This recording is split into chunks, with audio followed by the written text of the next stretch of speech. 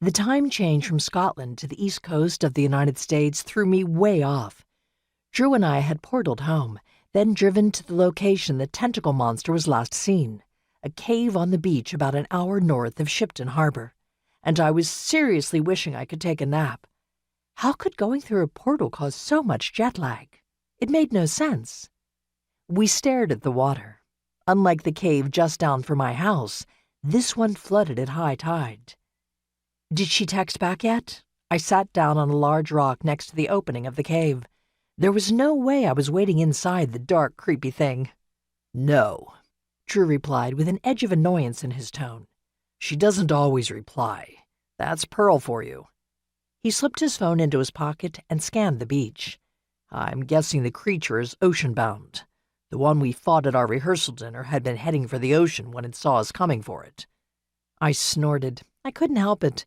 The visual of Lucifer Morningstar being chased by a giant tentacled monster still cracked me up. Nobody could ever take that away from me. It was a cherished memory now. Some would say a core memory, even. Our dear friend Satan still hadn't told us how the monster had gotten out of hell. Well, monsters, plural. There were apparently more. I agree with the monster being in the ocean. If it was somewhere in town, we'd definitely have heard about it already. I dug a hole in the sand with the toe of my sneaker. The water had already come in a little since we arrived, so we had about an hour to wait, give or take. Pulling out my phone, I texted Olivia. "Are you coming?" She'd better be coming. The 3 dots appeared, indicating that she was typing, then disappeared. Seconds later, the dots reappeared.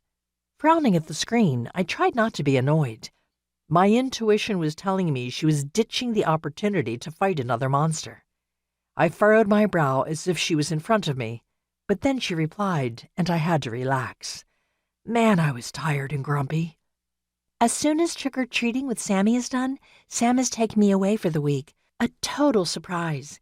It's been way too long since we had adult time. Sorry I can't make it." She deserved a week away, and if Drew and I couldn't handle one measly giant sea monster, what good were we? Still, the corners of my mouth dipped into a deep frown.